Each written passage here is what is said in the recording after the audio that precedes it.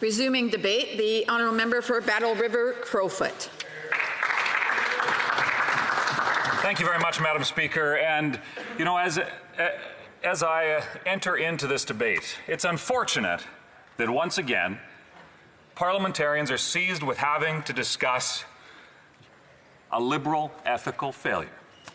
You know, I'd like to respond a little bit to some of the members opposite who seem to be so concerned that us in this House have to deal with these, the long pile, the long list, the big pile of ethical failures, when, in their words, we should be debating the things that matter to Canadians.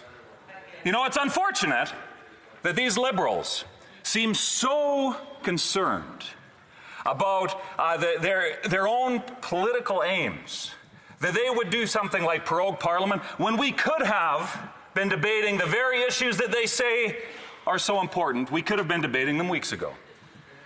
We offered, as the Conservatives, to come in on Sunday to debate the very legislation that they are saying that we need to spend more time on. Well, we offered that and they said no. So, Madam Speaker, I find it tragic. But this is typical in true Liberal fashion.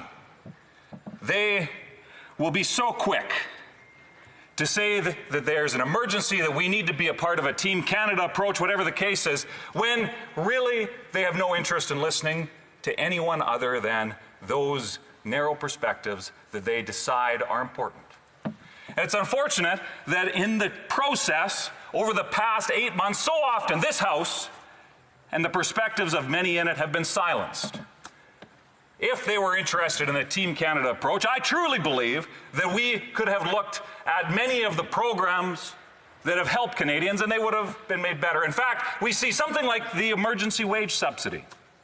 The Liberals started at a 10% subsidy, which after significant pressure, I know from members of my party, the Conservative Party, and many Canadians and business groups, it was raised to 75%. That's called a Team Canada approach. So I'm glad that there are instances of that, but we could have been doing so much more had they not sidelined Parliament.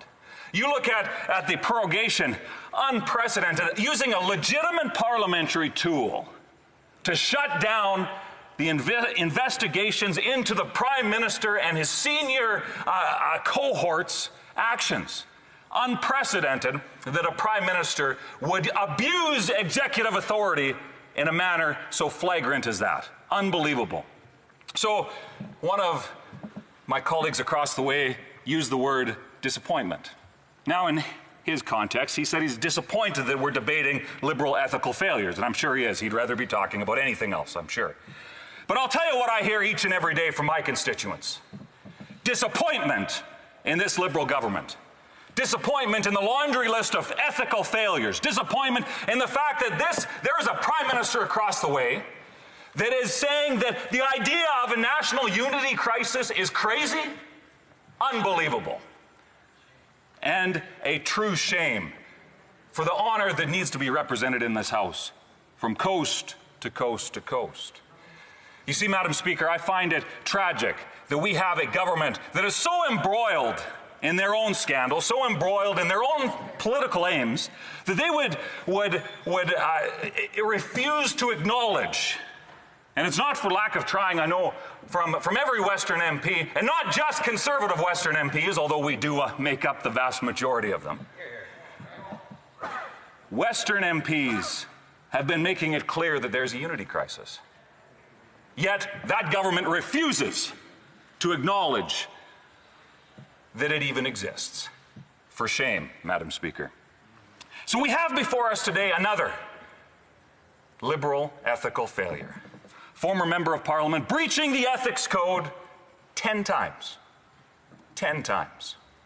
A code that was put in place to ensure that members of this place had a framework that they could ensure that their ethical conduct fit within the expectations of what Canadians believe. And one of my fellow Conservative colleagues was reflecting upon his many years in this place and said back when it was first introduced, the idea of naming and shaming was enough. It was enough, Madam Speaker. that members of this place were concerned about how they conducted themselves. Were concerned about the fact that they wanted to do what was best for Canadians.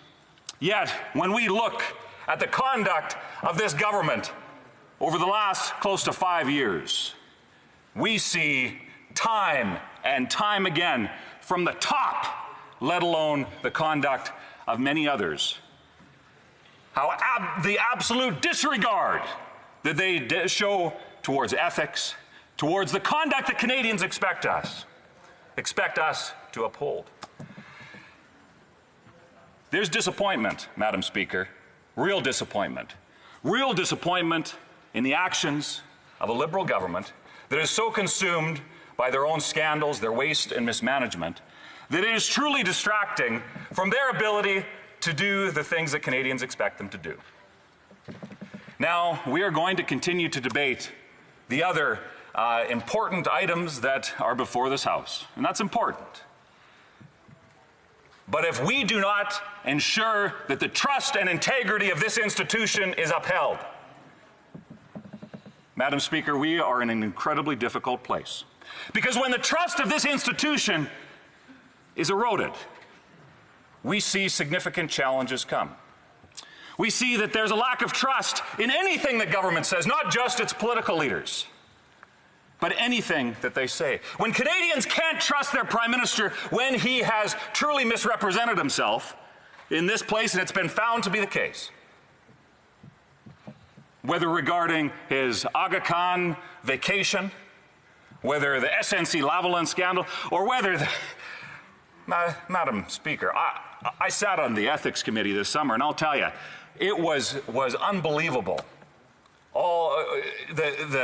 Every day there was a new development about how this government's just unbelievable conduct, an absolute embarrassment to the institutions and the places that each one of us, all 338 of us, the seats that we are temporary custodians of.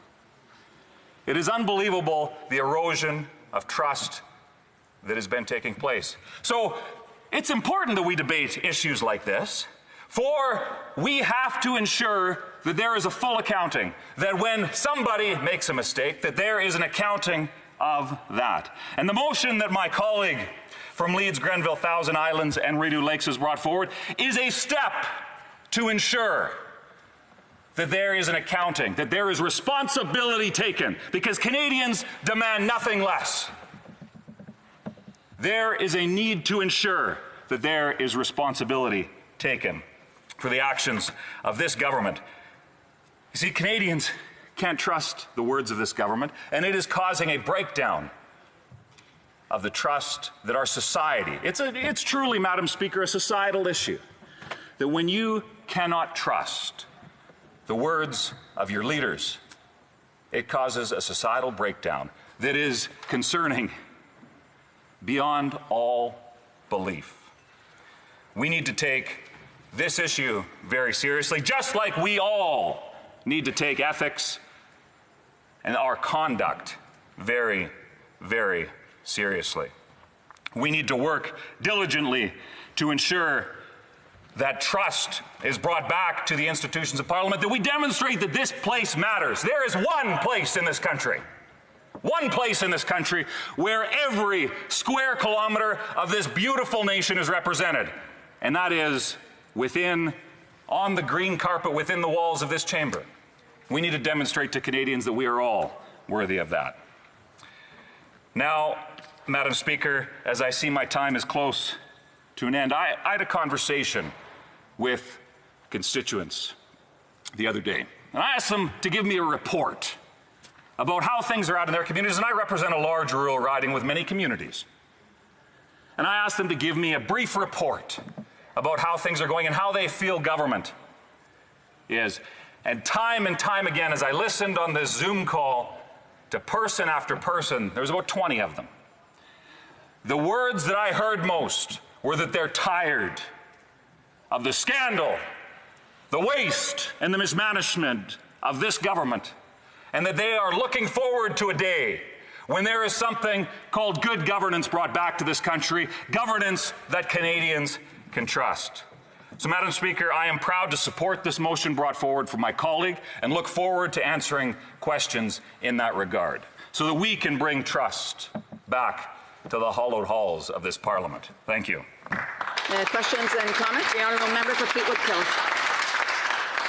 Well, thank you, Madam Speaker. That's a very good harumphing across the way there from the new member. Very well done.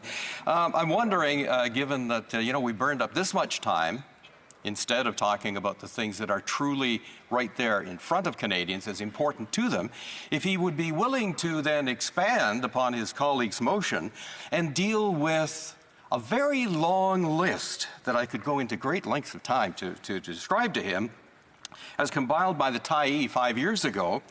It was entitled Harper, Serial Abuser of Power, and 70 occasions in which that Conservative crew offended democracy and offended Canadians. Shall we ask for apologies from them too? First of all, I do want to correct. I said Fleetwood Kills. It's Fleetwood Port Kills. I do apologize. The honourable member for Battle River Crowfoot.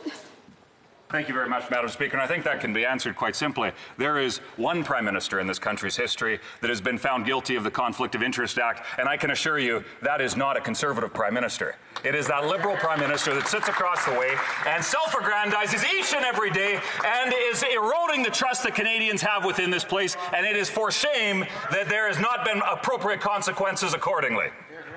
Questions et commentaires.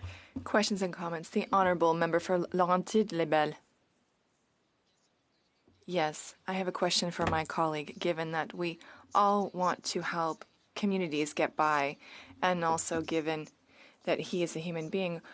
When things are going well, we don't try to change things, and then when things are going badly, and that's when we take the bull by the horns and try to redo everything. And what is preventing us from not shedding light on conflicts of interest in the government, while also making changes to help our fellow citizens in the pandemic? Thank you.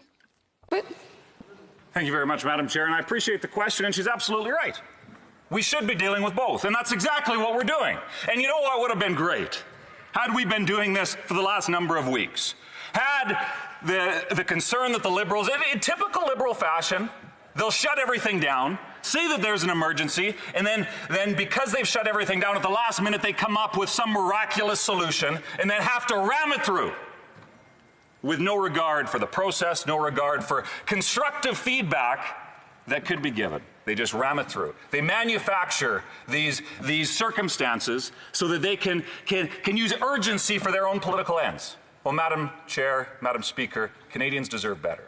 And we are seized in this place today with a number of very important issues, including help that Canadians need, but also the fact that we need to stop the erosion of trust that is taking place within our institutions of Parliament, and that's what this motion is about. Questions and comments? The honourable member for Cowichan, Malahat, Langford.